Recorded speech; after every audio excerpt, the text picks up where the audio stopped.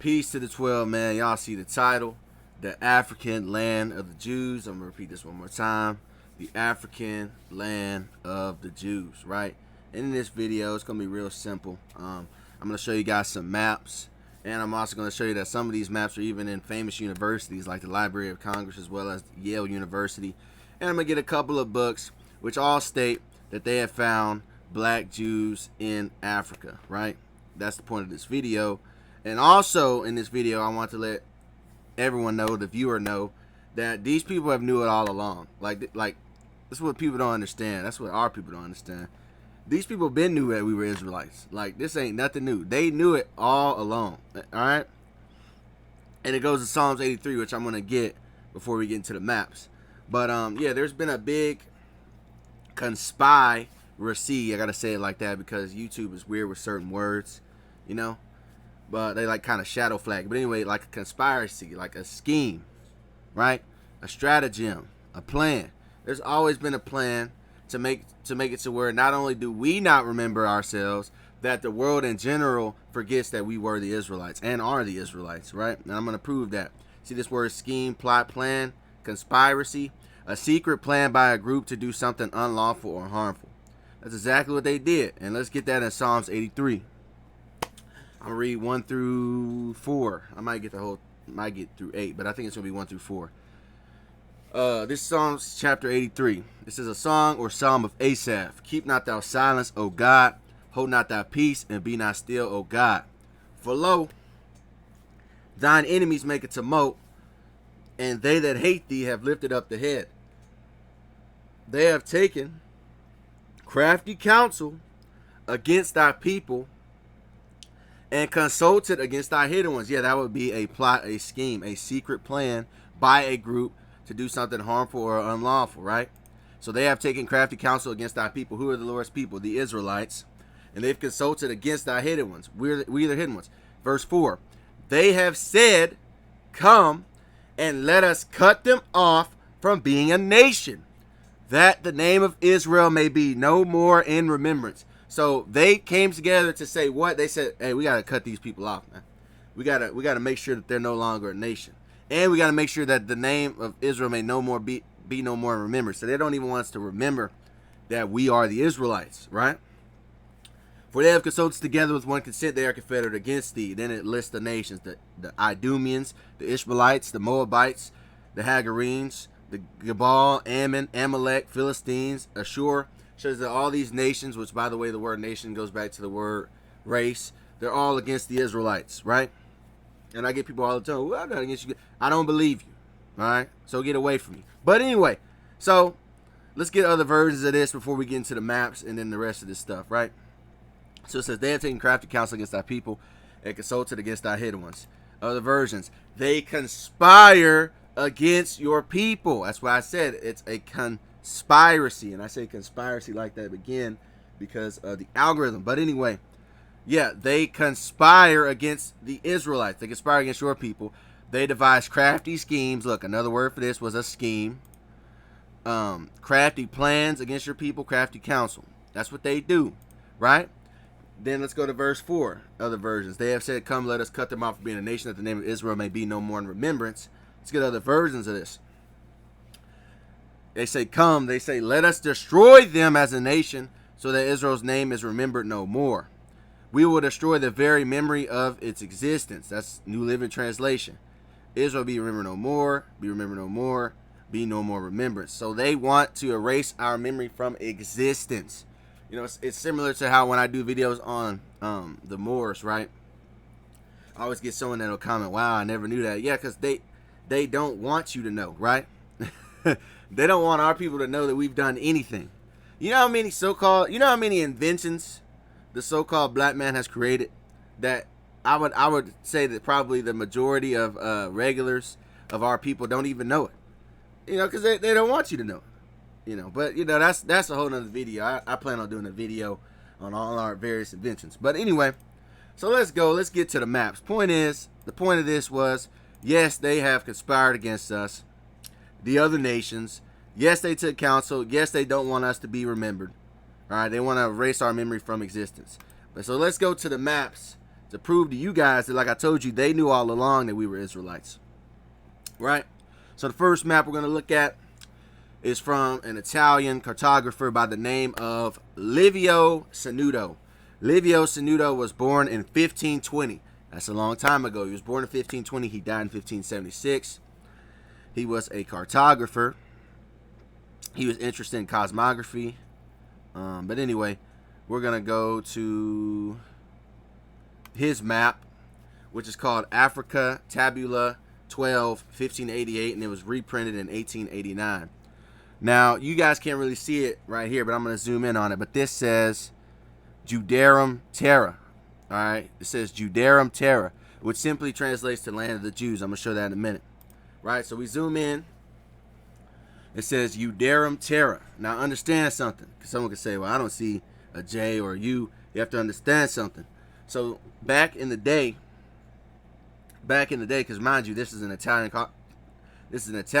so this is in Latin. So back in the day, the V is really a U. Like if we did this in modern terms, the V is really the letter U, and the I is really the letter J, right? The U and the V will be considered together in the medieval period. They were interchangeable. So the V is really a U. So that's Judarum, and this I is really a J. I'll prove that. The J and the I are also interchangeable, right? Both I and J were used interchangeably by scribes to express the sound of both the vowel and the consonant. By Gian Giorgio Trissano. So, that being said, now we know that that's a J and that's a U, which means this is what? Judarum Terra. That's what it spells, Judarum Terra. But just to prove that even furthermore, when we Google Translate it, right? Latin detected Judarum Terra, land of the Jews, right? Ancient Latin to English. Terra Judarum, land of the Jews. You see how the I is really a J? Land of the Jews, right? Judarum Terra, this is from a source from African Atlas of Geography, 1588. The Jews of Africa, especially in the 16th and 17th centuries, by Sidney Mandelacion, with portrait of the author. As you can see, again, he used the same map, and it says Judarum Terra, right? So they've been new. You know, and this links right up with the scriptures because it tells you the Israelites were going to be beyond the rivers of Ethiopia. Let's get that in Zephaniah chapter 3, verse 9. For then will I turn to the people a pure language, that may all call upon the name of the Lord to serve him with one consent. What's that pure language? That's the ancient Paleo Hebrew, right? What's the Lord's name? The Most High's name is Yahawah. His son's name is yahawashi. I've actually did a video on that. Y'all can look it up on my channel, Robert Pence, called The Real Name of God. And I proved why we use those names, and so on and so forth. But so for them, I turn to the people of pure language, that they may all call upon my name, the name of the Lord Yahawah, to serve him with one consent. From beyond the rivers of Ethiopia, my suppliants, even the daughter of my dispersed, shall bring mine offering. So the people are what? Beyond the rivers of Ethiopia. Now let's pull up a map, right? Right, this would be the map. This would be the river of Ethiopia. So if it's beyond the rivers of Ethiopia, it's into the interiors of Africa. Pretty simple. Pretty simple. Beyond the rivers of Ethiopia. Right? So that's one map. So let's get to another map. And this map, you can even find it in Yale University Library. This is in Yale University Library. All you gotta do is type in Africa, performed by Sir Danville under the patronage of the Duke of Orleans, revised and improved by Mr. Bulletin, E. Bowen, right? This is in Yale University Library. And just to get into Yale University Library, Yale is extremely selective. It accepts less than 5.3% of applicants every year. This means that fewer than 7 out of every 100 students get into Yale. The university is in the leading edge of scientific research, and as the country's best performing arts and literature. Just you know, reading out the Yale things for those that don't know. And this, you find this in Yale University. This map right here, right? And in this map, we're about to zoom in on it. It says the same thing, right? You got Negritia, which is also known as Negro land. Back in the day, they had maps where they said things like Negro land or Negritia, which just means the same thing. It's a land of of West Africa. Negro land, Nigritia, because it says Nigritia right here. Let me highlight that. Nigritia. Negro land, Nigritia, or Nigritia, is an archaic term in European mapping, referring to Europeans' descriptions of West Africa as an area populated with Negroes. This area comprises at least the western part of the region called Sudan. So, now on this map, we're going to zoom in on what this says right here, where my cursor is. Now check this out. It says Lamlem. According to Idris, the land hereabout was peopled by Jews.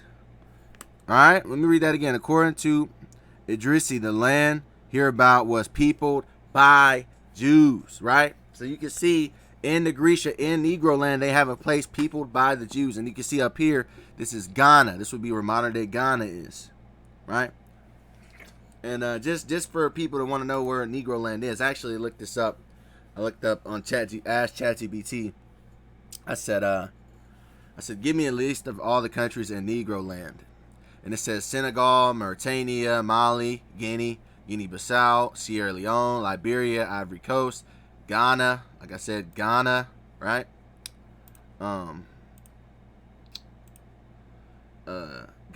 Burkina Faso, Niger, Nigeria, Chad, Cameroon, Benin, Togo, the Gambia. So this would all be in what they call Negro land, right? In West Africa. Now, if we see what's underneath, where is it at? Underneath Ghana compared to that map, that means that that land of the Jews was probably in Togo. It was probably in Togo or somewhere in this region, right? But anyway, of course, you know, then I've done videos on the Jews of Luanga, which I should have included in this video. I forgot. But my bad. I've done videos on that anyway. Go watch the video I did, the African Jews of the Congo. But anyway, so clear as day, they say that this land was inhabited by people, by Jews. You know, African Jews in West Africa. Let's get another map. This is from Library of Congress. It says a new and accurate map of Negro land and the adjacent countries, also the Upper Guinea, showing the principal European settlements and distinguishing which belong to England, Denmark, Holland. The sea of the rivers being drawn from surveys and the best modern maps and charts and regulated by Astron observes, right? And just for people that don't know, the Library of Congress is a research library in Washington, D.C. And it also is a great resource for scholars and researchers. It has objective research. And it's viewed as credible, right? Collection that comprised the world's most comprehensive record of human creativity and knowledge. So just for that, right? So we got this Negro land map. You see it says Negro land right there, right? Negro land. And we're going to go there again. We're going to see what we're about to highlight when we zoom in. All right? So you got Negro land right here. And guess what? Right here in the Slave Coast, you got the Wida Slave Coast. But check it out. Go up. It says Kingdom of Judah. Right? Kingdom of Judah. So they've known all along now. And guess what? This is what? The Slave Coast. So what do you think they were doing in the Kingdom of Judah? They were selling them into slavery. Right? Transatlantic slave trade. Y'all can look this up in the Library of Congress. I already kind of went into the things on that. See, they got the same guy's name, Emmanuel Bowen, 1747. Now let's get something else that speaks about this as well. We're gonna go to, this is written in French. This is written in French, and it's Company Geography Bulletin with a map of Chaco. 1890. This is actually an error. It says 1900. It's supposed to be 1890. We're gonna go to page 272, and remember, it's written in French. Now watch what it has to say about Wida, and it says it's the Kingdom of Judah. Right? Because what you'll see is you'll see a lot of Caucasians who simply don't want to accept the fact that we're the Israelites, which is their problem, you know. We don't need their acknowledgement.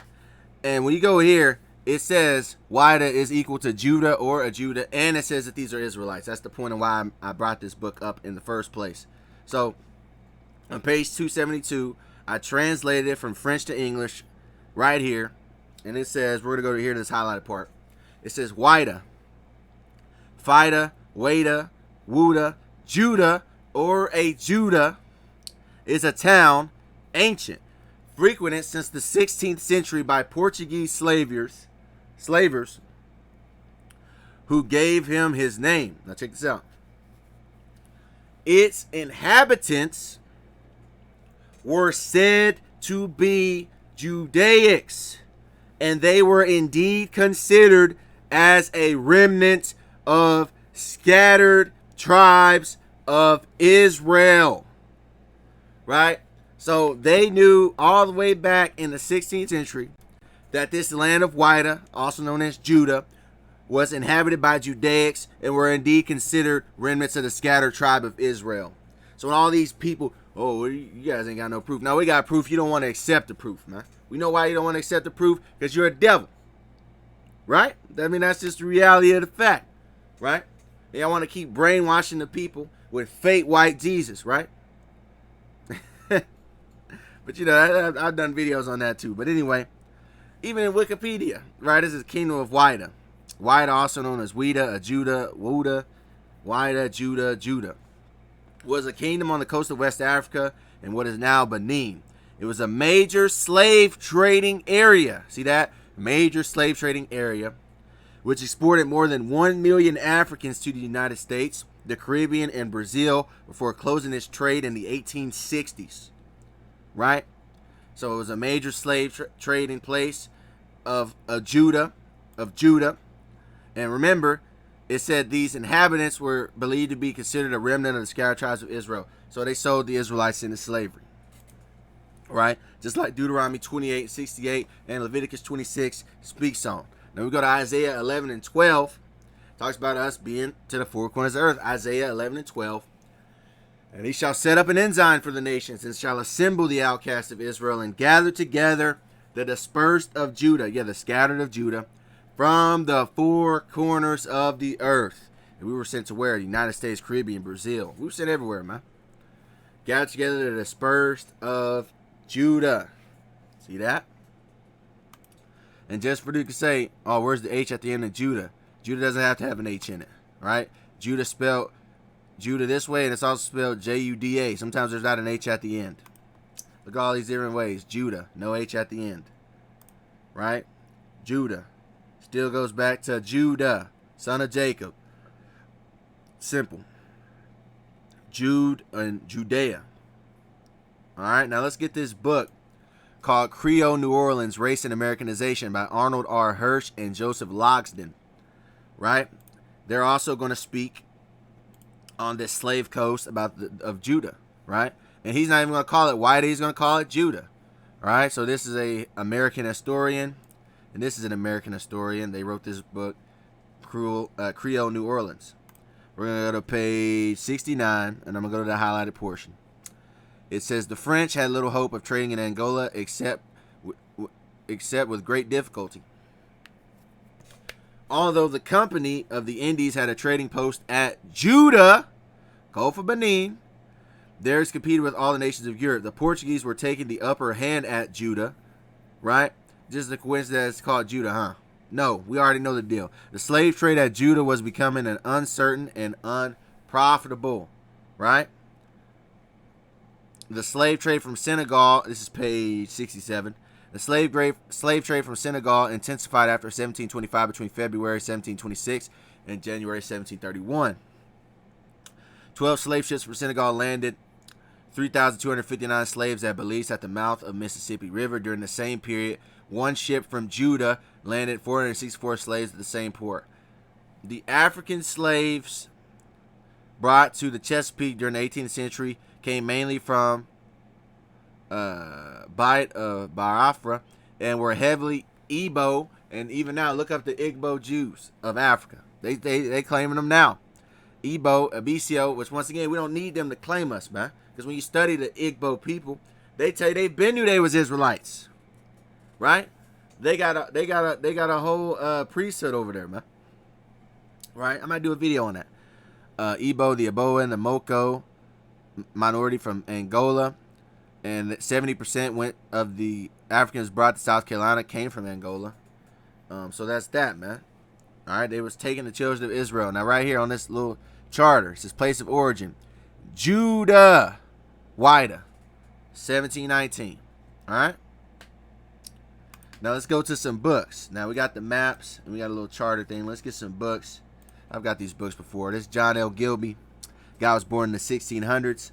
He wrote a book called Africa Being an Accurate Description. It's a long title. Y'all see that long title? Y'all can write it down or copy it, whatever you got to do. But we're going to go to page 334. Once again, he's talking about Negro land. And it says, Savinus calls this country in Italian Terra Guidi. Remember, I went over that before, which means land of the Jews. Right? Terra Guidi. West of the kingdom of Benin. For those that know what Terra Guidi means, Terra means earth or land, so land. Guidi means the Jews, or Guide, right? Land of the Jews, right? Guideo, Judean people, Judean, a Jew. See that? That's what it means. That's the definition in Cambridge Dictionary. Right, let's get other ones. Let's get Leo Africanus, a guy born in 1494 in Granada, Spain. Let's see what he has to say. In his book, The History and Description of Africa and the Notable Things Therein Contained, Volume 1, Leo Africanus. We're going to go to page 32. This is what it says. It says, howbeit, they say that upon the Nilus do inhabit two great populous nations. One of the Jews toward the west, under the government of a mighty king. So he once again mentions Jews in West Africa. The other more southerly consistent of Amazons or warlike women, where we will speak more at large in our relation of Monomotapa, right? So we know that this is in West Africa because he mentioned the warlike Amazon-like women were next to the country of the Jews, right? Well, that's talking about the Dahomey tribe, right? The Dahomey woman warriors, which, by the way, they made that movie, which I'll never go watch in my life, called Woman King. And I don't know how they painted them in the movie, but I imagine they painted them as the good guys. The Dahomey people are directly responsible for selling us into slavery to the so-called white man. All right? So let's just get that out the way. But the Dahomey kingdom was a kingdom in West Africa, and next to them was a kingdom of the Jews. So remember that, right? So when we look at what, and Dahomey is in modern day Benin. So when we look at Benin and what occupies next to Benin, we got Nigeria, Togo, Porto Novo, Ghana. This is the area of things next to Benin. So I'm going, it was probably in Togo, right? But anyway, let's keep going. James Gray Jackson.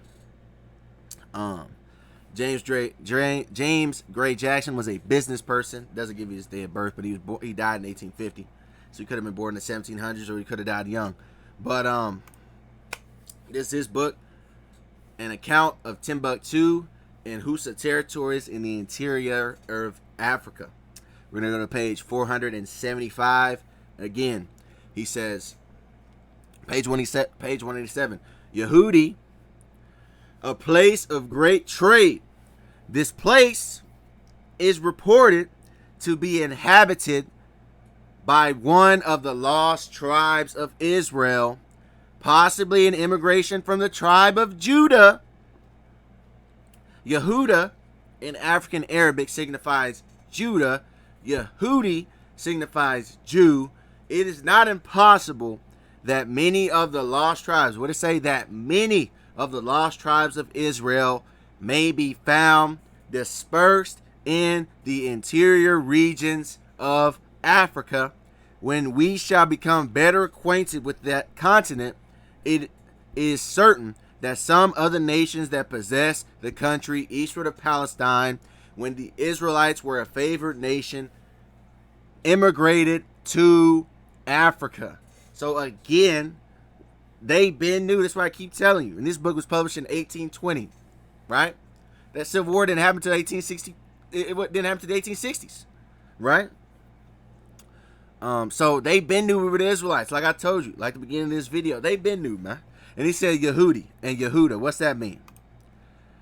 Yehuda, it means Judah, right? Yehuda, Judah, Yehuda, Judah. Goes back to the tribe of Judah, right? And he said they were in the interiors of Africa. Where's it at? Lost tribes, acquainted.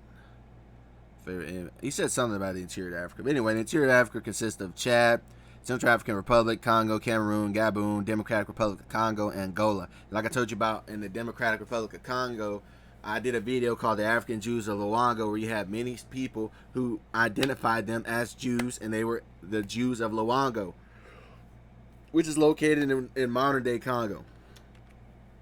Now let's go to Eli Reuse, a French geographer and writer who was born in 1830.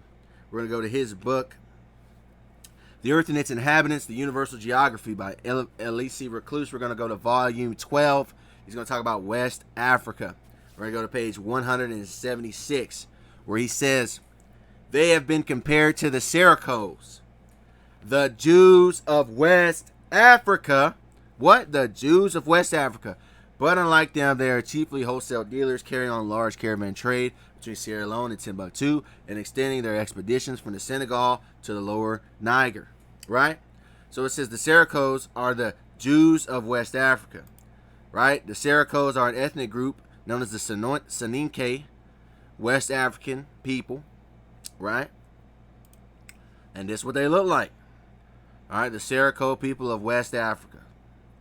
Right? So we got the books on that as well. Now let's also touch on the word Negro and the Negro peoples found in Negro land. And let's let you know that they've always differentiated us from the Hamites, even back in the day. Right, let's go touch on this word Negro. Let's go to the Zondervan Compact Bible Dictionary from 1963. It talks about the sons of Ham, and the Negroes are excluded. Let's read. It says, Ham, the youngest son of Noah, born probably about 96 years before the flood, and one of the 8 persons that lived through the flood, he became the progenitor of the dark races, not the Negroes. So he says Ham is the progenitor of the dark races, but not the Negroes.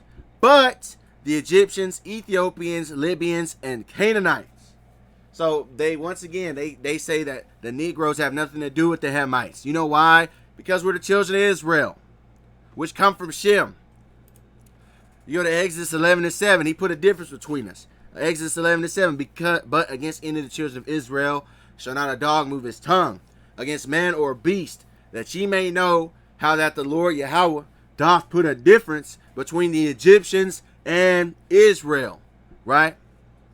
So he put a difference between the Egyptians and the Israelites. And yes, the ancient Egyptians were black. I done did a video on that, proving that. Right? Go watch the video called The Proof of Our Origins. Right? I've done it on several videos. And I'll probably do another video on it in the future. But let's go to another one. The Catholic Living Bible. The names of Noah's 3 sons were Shem, Ham, and Japheth. Ham is the ancestor of the Canaanites. Now we go down to here. And this was on page 12 of this book too. We go down to here. It says Ham is the ancestor of the Canaanites. Ham was not the ancestor of the Negro, as once erroneously supposed. So again, they let you know that the Negro is not a Hamite. Right? Now let's go to the Encyclopedia Americana 1922 edition. Right? It says Hamitic. Alright, it talks about the Libyans, the Cushites in North Africa. It says the Fula. Now check this out, highlighted portion. The Fula group and the Hassas in Sokoto have some Hamitic admixture.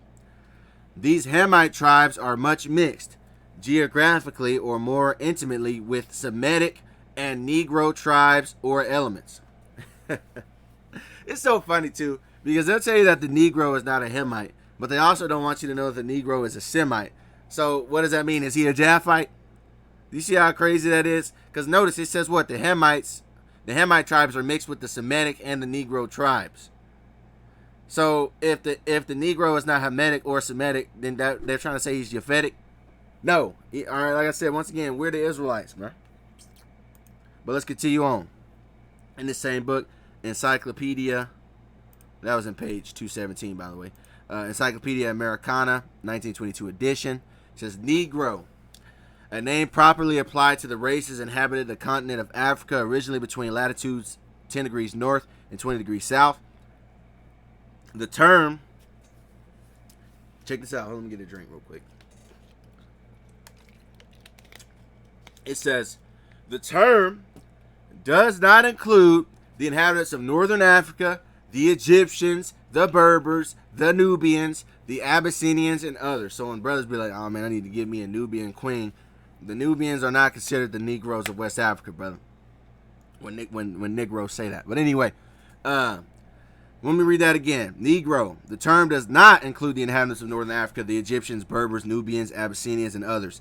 Neither do the Hottentots in South Africa belong to the Negro race. The term Negro, therefore, is not synonymous with African and is not a national appellation, but denotes an ideal type constituted by certain physical characters, namely black skin, woolly hair, flat nose, thick averted lips, and a prognathous form of skull. Out of Africa, Negroes are found in the United States, West Indies, Brazil, Peru, Cape Verde Islands, and Arabia. Like again, scattered everywhere, like I told you in Isaiah 11.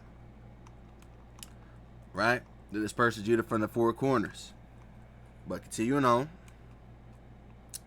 Right? Charles Francis Richardson, born in 1851. He was an American mathematician and an educator. He wrote a book called The International Encyclopedia of Compendium of Human Knowledge, Volume 1, page 137. Highlighted portion. It says, they are classed by the Lepsius into two great physical and linguistic groups. Once again, he's about to distinguish the Hamites from the Negro. Check this out. Hamites in the north, Negroes in the south. See that? So he doesn't consider the Negro a Hamite. Hamites in the north, Negroes in the south, meeting and intermingling in the intermediate region of Sudan. But this broad grouping is inadequate to explain the present condition, for there are probably more than two indigenous stock races and certainly more than two stock languages in Africa. So again, he says two distinct races, stocks, two different physical and linguistic groups, the Hamites and the Negroes. He distinguishes the two. All right? It makes me think of the scripture, not the scripture, but the man Phineas. We go to this Phineas on the Strong's Blue Letter. It says or Phinehas, or I say Phineas, mouth of brass. You go to this Strong, it says proper name, Panahasi, the Negro, right? And Phineas was what? He was an Israelite, right? He was an Israelite.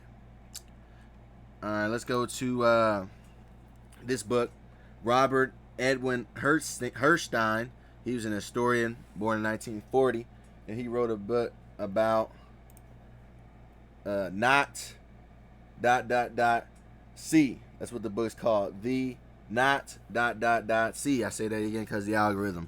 And as you can see in this book, I just want to get to this segment that I include the page number. I think the page number was like 131 or 132 or something. This is the full page, but I got it in highlighted, or I got it shortened, or whatever you want to say. I cropped the picture. That's what I want to say. So it says in one segment of a not ... C instructional film, it says the genetic heritage of the Jew is reportedly traced to the Oriental, the Negro, the Near Asian, and Hamitic peoples. Hence, the film concludes that the Jew is a mixed race person, because I don't want to say this word because of YouTube. But so even in this damn even in this bad propaganda film towards the Israelites, it says that they're mixed with the Oriental, the Negro, the Near Asian, and the Hamitic peoples, right? And they got, it says right here, it says Niger, then you got the Oriental, then you got the Hamites, which once again, they got the Negro separated from the Hamites. Isn't that interesting? Now let's go to Harry Johnston, his book, The Negro in the New World by Sir Harry H. Johnston. We're just going to go to page 27. And it says, the Elamite of Mesopotamia appear to have been a Negroid people with kinky hair and to have transmitted this racial type to the Jews and the Syrians. See that? Negroid. There is curliness of the hair together with Negro eye and full lips in the portraiture of Assyria, with the conveys the idea of the evident Negro element in Babylonia, right? Then we go down to here, this little highlighted portion right here. It says, the Jews are composed of 3 or 4 separate racial elements. The Asiatic Negroid strain shows itself occasionally in the curly hair, the long eye, and proportions of the skull. The Jewish hybrids with the Negro in Jamaica and Guyana reproduce most strikingly the Assyrian type, right? So the Negroid strain of the Jew. It is quite conceivable that great peninsula of Arabia was once populated as far as its natural conditions allowed by a primitive Negro stock. See that? So it's letting you know that Arabia was originally inhabited by Negroes. I've done a video on that as well. I think it was called The Original Arab, which may have been later on partially exterminated by changing of the unfavorable conditions of the climate and by the aftercoming of the white man and his types. Yeah, we were displaced by the so-called white man. Rather that was during the Caucasian Turks, which were Caucasian Muslims, or we were talking about the Macedonians or the Romans or the Hellenistic Greeks. Anyway, let's also deal with the word ghetto, because guess what? They say so-called black people are in the ghetto. Well, what does ghetto even mean? Ghetto is a part of a city in which Jews are compelled to live, part of a city to which Jews are restricted. Ghetto, extended by 1899 to crowded urban quarters of minority groups, especially blacks in the U.S. cities. Why do all the so-called black people be in the ghetto? Because that's a place where the Jews are compelled to live, according to the etymology, right? Ghetto, the Jewish quarter in the city. Ghetto of its inhabitants, especially with relation to African American culture. Like I said, they been knew that we were the Israelites, man. That's why we invented a term called ghetto fabulous. Now I'm gonna end it with one scripture on our complexion. Songs of Solomon 1:5. I am black but comely, O daughters of Jerusalem, as the tents of Kedar, as the curtains of Solomon. Right? I am black but comely. Other versions, I am dark but lovely, black and beautiful. And they said, as the tents of Kedar, these are the tents of Kedar, man. Don't let these people trick you out of your nationality, man. We are the Israelites. So, with that, man, that'll be the end of this lesson, the African land of the Jews. And with that, hopefully this was an edifying lesson. Once again, I want to say peace to the 12. And I want to give all praises, honor, and glory to the Heavenly Father, the Most High, Yahawah, in the name of His only begotten Son, yahawashi. Yahawah is the name of the Heavenly Father, who is commonly known as God. And yahawashi is the Savior of the nation of Israel, who is commonly known as Jesus Christ. I want to say shalom, which means peace. To you people listening and learning, you brothers doing this work in truth and sincerity. And to you elders that's been doing this thing before me, man. I'm going to keep getting into the history because that's what I like to do. I'm out. Peace.